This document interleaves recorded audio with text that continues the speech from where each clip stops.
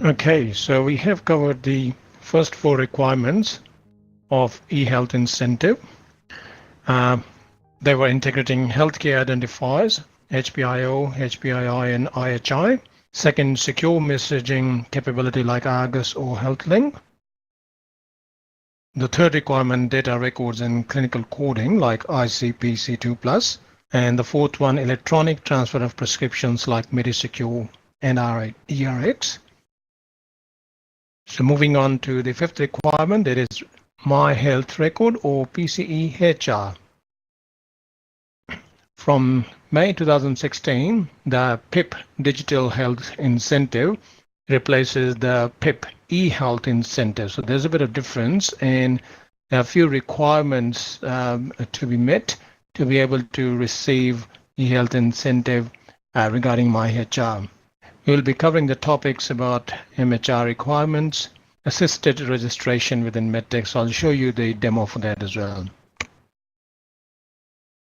General practices will be required to upload shared health summaries for a minimum of 0.5%, which is 0.5% of the practice's standardized whole patient equivalent SWPE count of patients per PIP payment quota to be eligible for the digital health incentive payment. Now, all other digital health practice incentive payment obligations and requirements remain the same.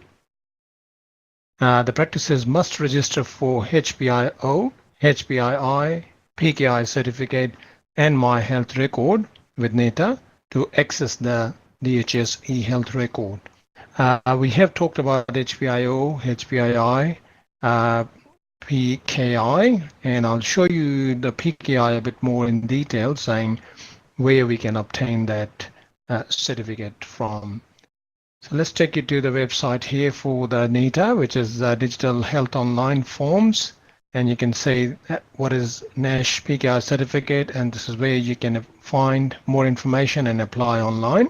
But before you apply, you need to have HPIO and My Health Record System organized, and then you should be able to apply for the certificate for the PKI.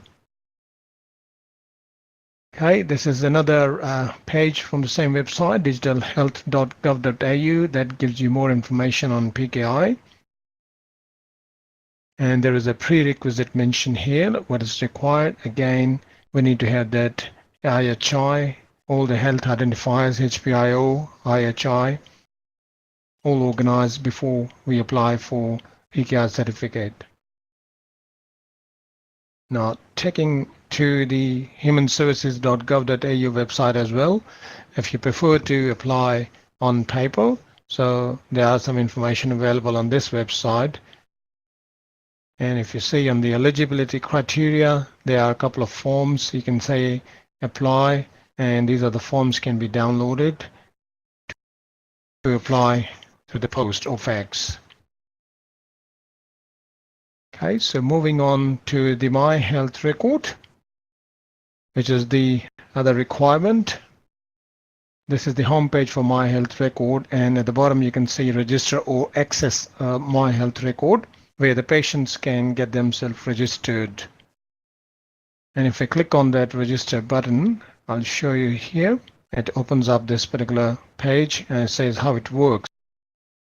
So the patient needs to create a MyGov account and then verify their identity, and then they can set themselves up for the My Health Record. So have that process completed for My Health Record. And this is for the healthcare provider, which is available on the home page as well. If I click on that, there's a My for healthcare provider information, and that takes us to this page here. All the healthcare providers can find more information as how they can connect to the My Health Record part, training or login portal. And there is a PIP eHealth incentive for registering for supporting patients. So let's click on that part, and that again gives you more information on how you can apply or what are the eligibility criteria requirements for that. Now, following up on that, we need to advise on that assisted registration. So I'll take you to the next slide here. PKI and MHR links, and this is where we can find the information I've shown you now. MHR assisted registration